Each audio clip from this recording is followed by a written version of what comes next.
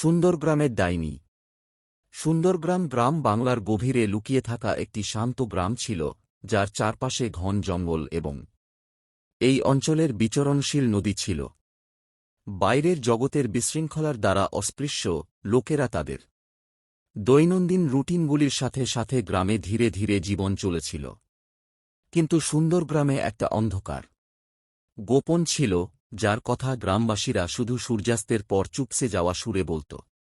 এটি ছিল উপকণ্ঠে দাঁড়িয়ে থাকা পুরানো বটগাছের গল্প এবং ডাইনিটির গল্প, যেটি তার বাঁকানো শিকদের মধ্যে বাস করত।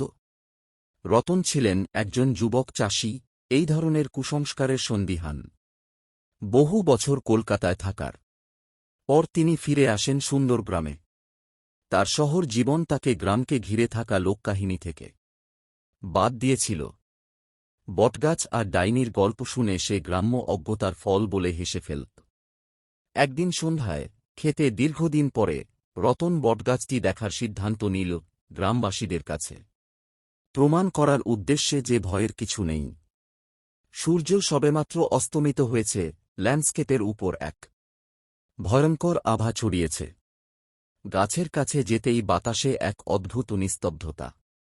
বাতাস মরে গিয়েছিল, এমনকি ক্রিকেটও কিচিরমিচির করেনি।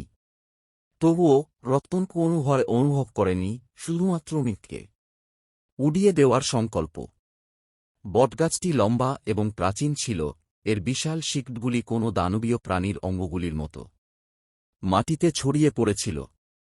গ্রামবাসীরা বলেছিল যে যে কেউ রাতের বেলা খুব কাছে যেতে চাইলে ডাইনি দ্বারা অদৃশ্য হয়ে যাবে। রতন মনে মনে উপহাস করল। সে সাহসের সাথে গাছের গোড়ায় গিয়ে তার রুক্ষ বাকলের উপর হাত রাখল। ততক্ষণে বাতাস আরও ঠান্ডা হয়ে গেল। তার চারপাশে একটা মৃদু খচখচ শব্দ প্রতিধ্বনিত হল, যেন পাতাগুলো ফিসফিস করে বলছে। রতন জমে গেল। তাপমাত্রা আরও কমেছে বলে মনে হচ্ছে এবং একটি অদ্ভুত সংবেদন তার মেরুদণ্ডে উঠেছিল। ধীরে ধীরে সে ঘুরে দাঁড়াল এবং তখনই সে তাকে দেখতে পেল।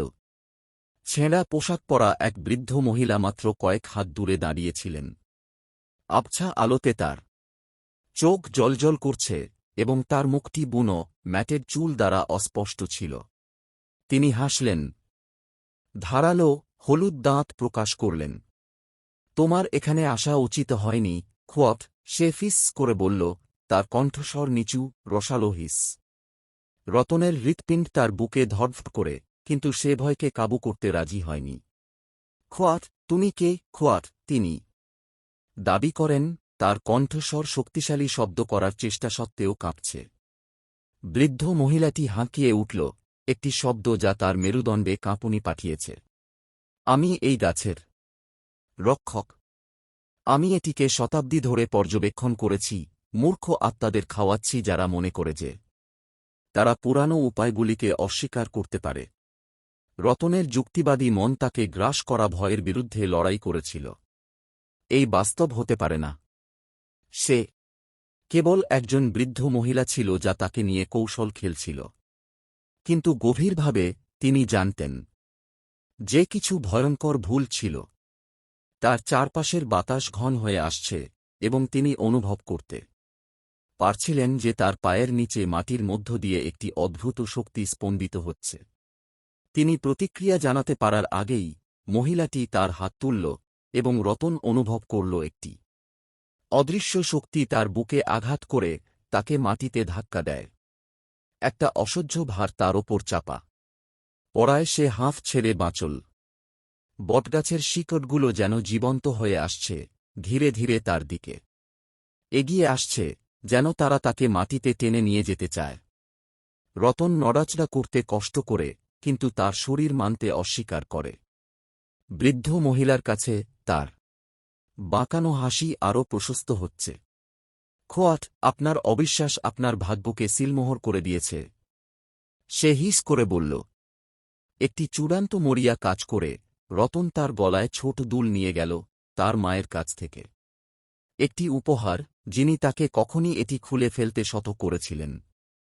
তিনি কেন জানেন না, তবে তিনি স্বভাবতই এটি তার হাতে ধরেছিলেন এবং ফিসফিস করে প্রার্থনা করেছিলেন।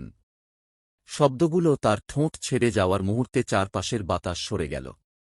দুল থেকে একটি উজ্জ্বল আলো বেরিয়েছিল এবং বৃদ্ধ মহিলা রক্তাক্ত চিৎকার দিয়েছিলেন। রতনকে চেপে ধরে থাকা শক্তি অদৃশ্য হয়ে গেল এবং বটগাছের শিকড়গুলি যেন পুড়ে গেছে। জাদুকরী স্তব্ধ হয়ে ফিরে গেল, তার রূপ মরণশীল শিখার মতো ঝিকিমিকি করছে। তুমি আমাকে চিরতরে এড়াতে পারবে না, সে অন্ধকারে দ্রবীভূত হওয়ার আগে। হাঁপাতে হাঁপাতে রতন পায়ের কাছে আঁচডাল আর পিছনে না তাকিয়ে গ্রামে ফিরে গেল। ঠান্ডা বাতাস তাকে অনুসরণ করে যতক্ষণ না তিনি প্রান্তিক সীমা অতিক্রম করে সুন্দর গ্রামে প্রবেশ করেন, যেখানে উষ্ণতা এবং জীবন পৃথিবীতে ফিরে আসে।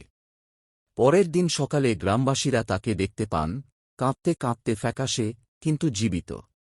সেই রাতে যা ঘটেছিল সে সম্পর্কে তিনি কখনো কথা বলেননি, তবে তিনি তাদের বটগাছ এবং ডাইনির গল্পে আর হাসেননি। সুন্দরগ্রামে থেকে গেলেও তিনি আর কখনো বটগাছের কাছে যাননি। ডাইনিটি তখনও ছিল, ছায়ায় লুকিয়েছিল, পরবর্তী সন্দেহবাদীর জন্য অপেক্ষা করছিল যে তাকে চ্যালেঞ্জ করার সাহস করেছিল। কিন্তু রতন কঠিন উপায় শিখেছিল যে কিছু গল্প সত্য এবং কিছু খারাপ জিনিসগুলি অবিচ্ছিন্ন রাখা ভালো।